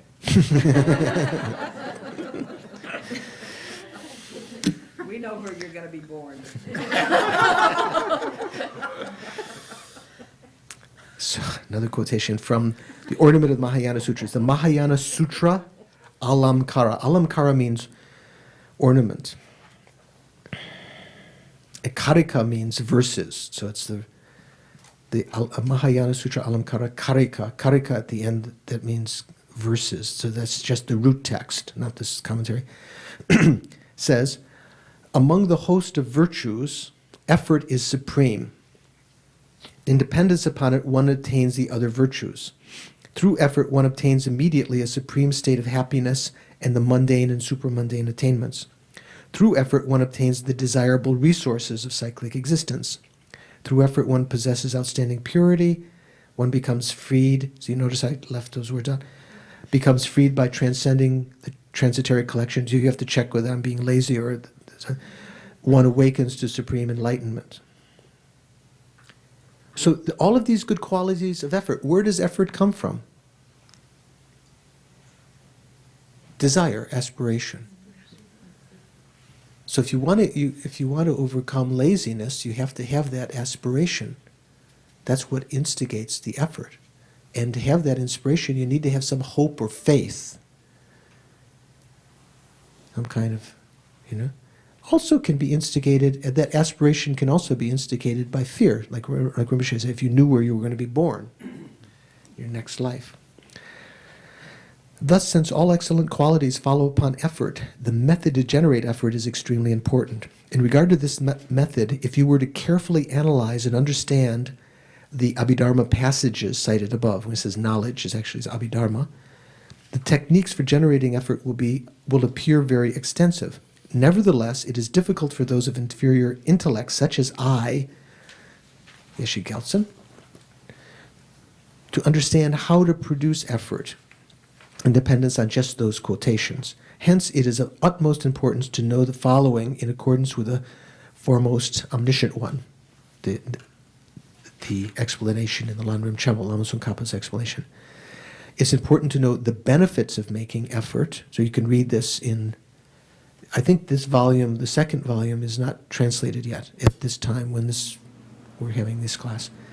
The disadvantages of not making effort, the way in which it stops the discordant class, which is the laziness of procrastination, adherence to unwholesome activities, and indolence. Here, this is dividing laziness into three. Remember we were talking about there's different divisions of laziness. In this text, the discordant class of effort is the laziness of procrastination. What's that one? Do you know that one? Yes, very well. Oh, I can do it later, And what's the best antidote to that? We know from the Lanrim? Meditation on impermanence and death? Yeah, permanence and death. Because especially what? Death? As opposed to impermanence? Especially the time of death is uncertain.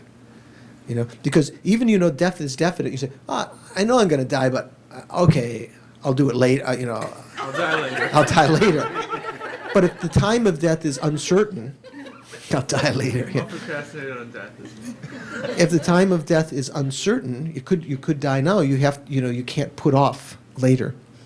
So this is just dividing, when it says here, the discordant class, this is another way of dividing the different divisions of laziness like that. And then you should know from the Lanrim Chamo the way to practice the favorable conditions, that is, the conducive conditions to generate effort, the four powers, the power of belief, the power of steadfastness, of joy and abandonment.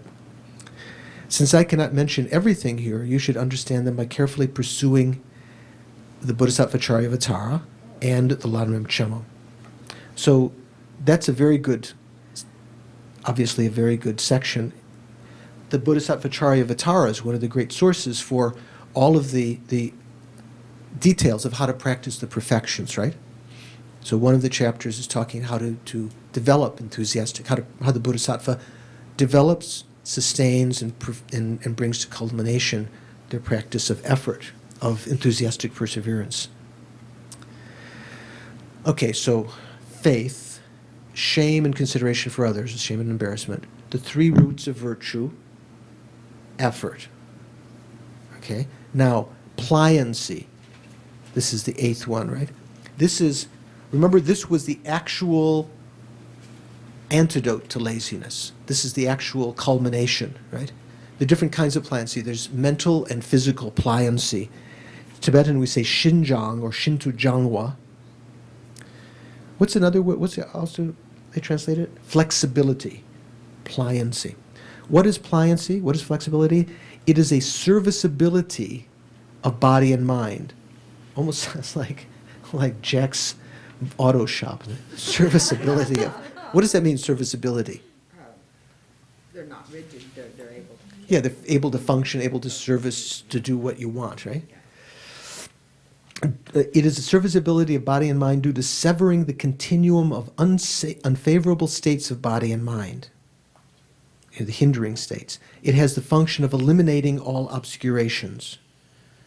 So to the feeling, supposedly, when you develop a single-pointed concentration through the path of the 9 abidings to attain tranquil abiding, calm abiding, at a certain point you develop flexibility of body and mind, physical flexibility, in which the airs, somehow even in the sutra teaching, it says the airs are purified, and you feel like you could sit, you have no problem sitting or walking or long distances or whatever. And you have a mental flexibility as though you could, if you were asked to, you could count every atom in the wall.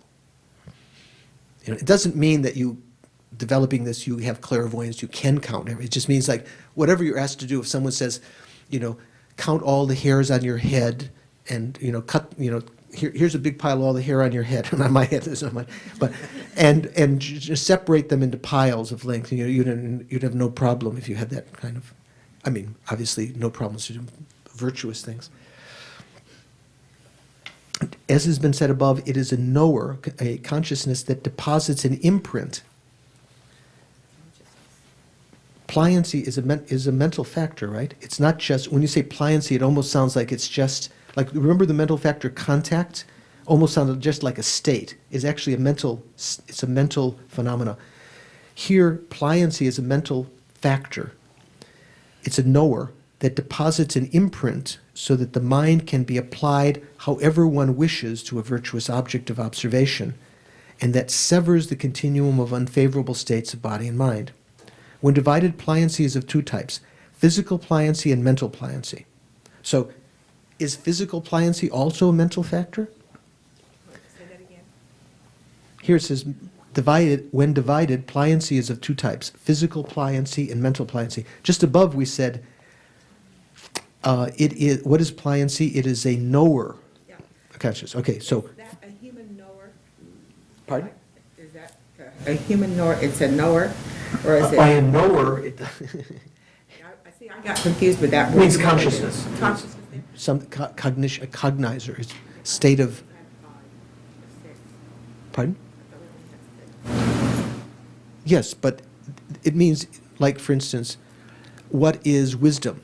It is a knower, it is a consciousness. It's a state of consciousness, right? So it's just saying that, I think it's emphasizing that here because there might be doubt. Pliancy might be some kind of physical thing or something. Here the mental factor, because the mental factors are all consciousness, right? They are clear in knowing. Oh, new. Angie and I were talking about this earlier. So that's why, we were trying to figure this out. Well, let's figure it out by going, let's go a little bit further. Okay. Physical pliancy is such that through the power of meditative stabilization, that means samadhi, right? Unserviceability of the body is purified, whereupon the body is buoyant and light, like a ball of, I was always reading ball of popcorn. Why did I say that? Oh, because the B and the C, I should put them together as I actually was seeing ball of popcorn. Is that interesting? Wow. We're thinking of the puja last night, popcorn around the cheesecake. Was that what it was? I missed that one. Due to this physical pliancy, the body is buoyant and light like a ball of cotton and can be applied to virtuous activity according to one's wish. So is that the mental factor, pliancy? No, that's a physical serviceability of the body. Mental pliancy is such that through the power of meditative stabilization, through samadhi, the mind becomes free of unserviceability, whereupon it becomes amenable to application to an object of observation without hindrance. Whatever you want to concentrate on, when you have that's that factor, when you have that flexibility, then you're able to achieve the actual calm abiding. Up till then, you're on one of the stages before that. Maybe even on the 8th, 9th stages, until you've actually developed this flexibility of mind or this pliancy of mind. Then, no matter what, all of the sort of little hindrances to the mind remaining on the object, completely, you've got complete control over the mind then. Moreover, Lama Tsongkhapa, the foremost Lama, said in his Song of Experience, concentration is a king ruling the mind. When placed in it, it is immovable as the king of mountains. What's the king of mountains? Mount Meru, Sumeru. When employed, it engages in all virtuous objects of observation. This is talking about concentration.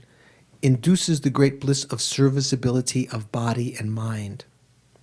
So, in connection, if we have a chance to have a course about Shine sometime, tranquil abiding.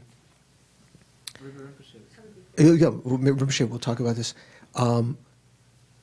When you develop pliancy, at that time you also develop bliss, physical bliss and mental bliss. So there's a sequence of their development, and it's said that the bliss involved in developing, that is at that time of developing flexibility or pliancy, is almost excruciating. Can you imagine that? Sounds interesting, huh? Excruciating bliss. And it has to first subside before you can actually attain the actual calm abiding, because it's almost just like it becomes almost a distraction. We're talking about pliancy. Its function is specified as eliminating all obscurations, because through the force of pliancy, all unfavorable states of body and mind will be purified, and upon attaining pliancy, meditative stabilization, having been roused from within, that is, concentration having been roused from within, what's another word, roused, sort of incited, brought up, will increase. Simply through this increase, the bliss of pliancy will increase. Due to just this increase, meditative stabilization will increase. Thereby, the mind will be empowered to overcome obscurations. So this is something that we're aiming for. This is the actual antidote to laziness. If you have pliancy, laziness is overcome. Then, 9th one, what do we have? Faith, shame, embarrassment, 3 roots of virtue, non-attachment, non-hatred, non-bewilderment, effort, pliancy. Now, conscientiousness. So conscientiousness is a little bit similar to the class we had before, shame and embarrassment, but there's a different... remember when I was asking there, was it shame and embarrassment, was that like conscience? This is maybe a little bit like conscience, but let's see. Tibetan we say bakye. Having bak. Yu means having. So the Abhidharma Samuccaya, Compendium of Knowledge, says, what is conscientiousness? It is a cultivation of virtuous qualities within, it is a cultivation of virtuous qualities within abiding in non-attachment, non-hatred, non-ignorance, as well as effort, and guards the mind against contaminations. It has the function of thoroughly completing and fully establishing all mundane and supramundane success. So here it's kind of interesting. We start to see, we might have seen something before. This mental factor exists while abiding in non-attachment, non-hatred, non-ignorance. So I'm not sure, I don't think all three present, maybe just one of the three roots enough, as well as effort. So if those are missing, you don't actually have conscientiousness. Conscientiousness comes about when you're actually, let's say if you talk about non-attachment. What was non-attachment? Just when you're asleep and you're not attached? It's actual antidote to attachment, right? Some kind of remedy. So that is present in the mind, along with enthusiastic perseverance. Then this mental factor can also be present. It's a cultivation of virtuous qualities within abiding in those things. As has been said above, it is an awareness. Here's another word for knower. Oma. Remember it before? This is another way of saying it is an awareness that accomplishes virtue within abiding in effort without coming under the influence of afflictions. So if it's not coming under the influence of afflictions, it must be abiding in non-attachment or so forth. And it guards the mind against contaminations. Now let me read something from the text that was translated from Geshe Rapton's teachings when we talk about conscientiousness. It just in a broad take, first of all. Conscientiousness is a distinct mental factor that cherishes the accumulation of what is wholesome. It cherishes the accumulation of what is wholesome and guards the mind against that which gives rise to afflictions. Remember when we talk about shame and embarrassment, they avoid non-virtue on the basis of self or others, right? Here, it cherishes the accumulation of what is wholesome. So this can be also present when shame and embarrassment are there. This has a slightly different function. It's cherishing the accumulation of virtue, of what is wholesome, and guards the mind against that which gives rise to the afflictions. So that means it being conscientious, knowing not to put yourself in a position that could give rise to the afflictions. That would be an activation of conscientiousness, being conscientious. You might say, oh, I think conscientiousness means something else. This is just a label that's being some word in English that's an attempt to try to find a word in English that's close to this meaning. It is a quality ascribed to a state of mind in which detachment, non-hatred, and non-bewilderment and enthusiasm are present. That's exactly what was here, right? These three roots of virtue. So it is a quality ascribed or imputed to a state of mind in which these are present, and it performs the function of bringing to fulfillment and forever maintaining all that is good both within and beyond the world. Afflictions can arise both from internal as well as external conditions. Is that right? If someone makes you angry, is that an example of an external condition? Do your kids make you angry? No? Oh, your kid. I was thinking, Marcy. Marcy, do your kids make? No. We often say that. Oh, you made me angry. That doesn't mean external. Well, in a sense, is an external condition, but it still depends on how you perceive it, right? Internal condition, how was it? Afflictions can arise both from internal as well as external conditions. Conscientiousness protects us from reacting in a negative way toward external conditions.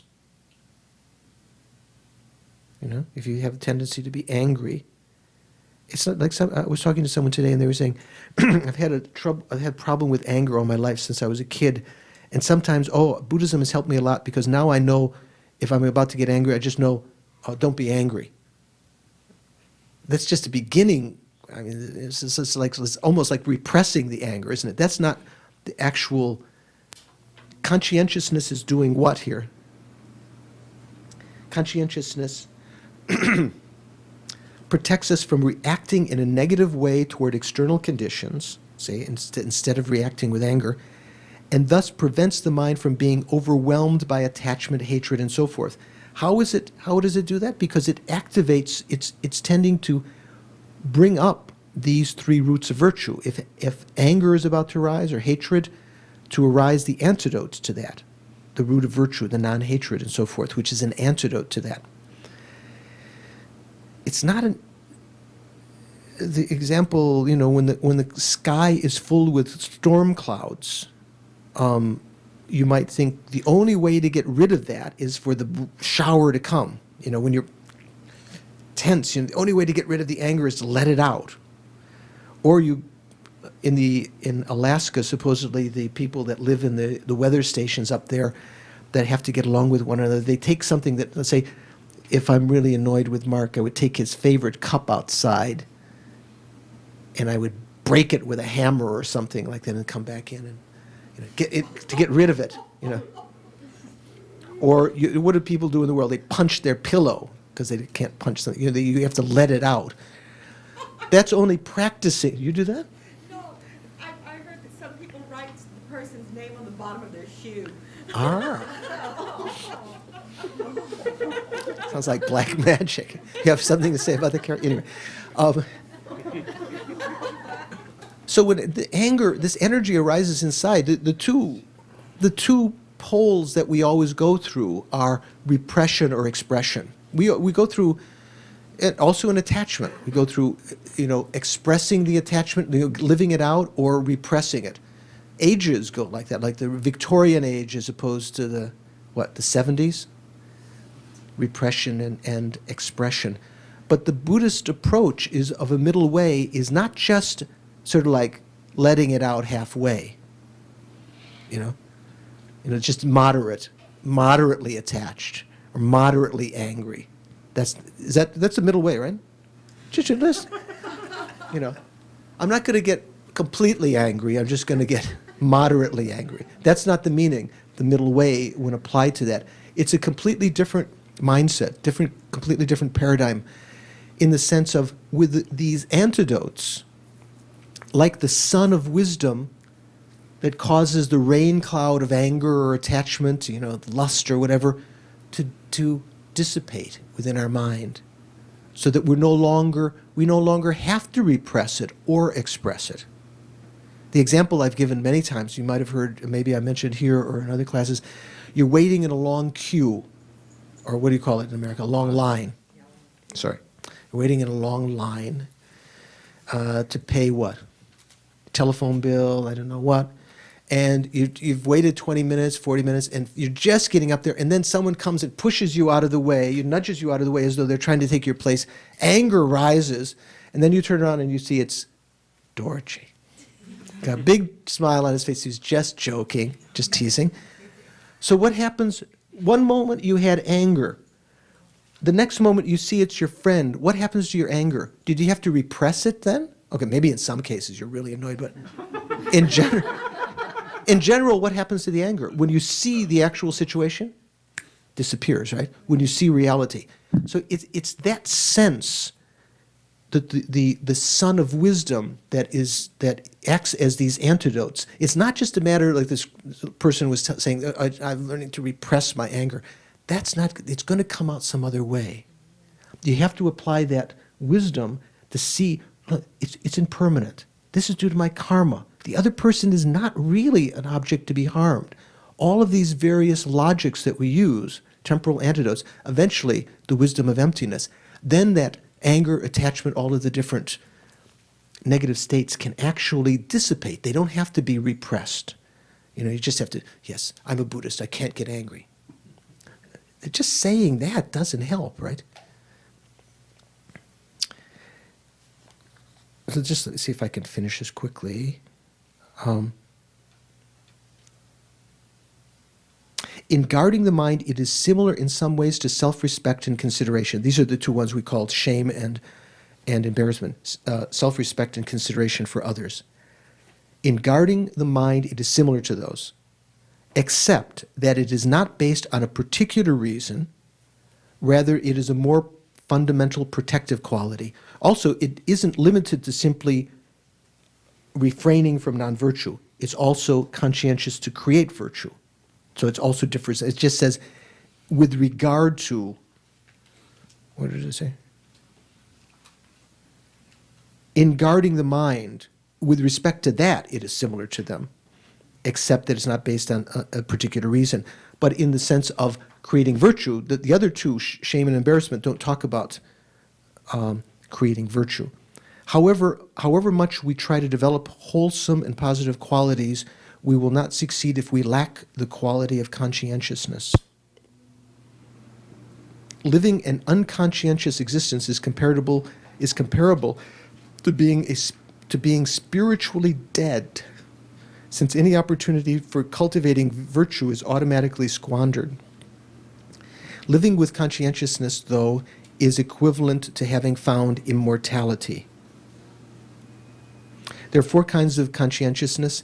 Conscientiousness in accumulating merit. So this is talking about the positive one. Conscientiousness in the attainment of liberation, in developing renunciation, and in cultivating uncontaminated virtue. So, almost finished this. Next time we'll finish the virtue and virtuous mental factors and begin the root delusions. So I'm sorry I wasn't able to have the midterm exam today. I know you're all distraught. I heard some people outside were complaining. So I will try to email you. Do we have email address for everyone? Does anyone not have an email address? Anyone not wired? So if you, Peter, if those you have, when you signed up in the office, did you put your email address? Yeah. So I'll try to email you, because it'd be nice to have just. This will not be marked in a formal sense, but like last time, the midterm, just so you know what kind of questions might be on the material that we've done, and make an attempt at it. And then next class we'll go over a little bit of that. So, also the other class, yeah. So let's try to dedicate the merits, as said, the 3 important times: the beginning, the middle, and the end. Beginning, motivation; middle, to do the activity, virtuous activity, with concentration and skill; and at the end to dedicate the merits. So to recall these 3 spheres, the merits, in this case, the goal dedicated to, in our case simply can be, our spiritual development up to and including enlightenment for the welfare of others, to become totally eradicate all of our harm of others, and to develop all our good qualities to benefit them, to be patient, friendly, loving, compassionate for them. And the 3rd sphere, the active dedication, which is this aspiration that these merits ripen in that way. Due to these merits, may I quickly become a Guru Buddha and lead each and every sentient being into that very state, due to these merits.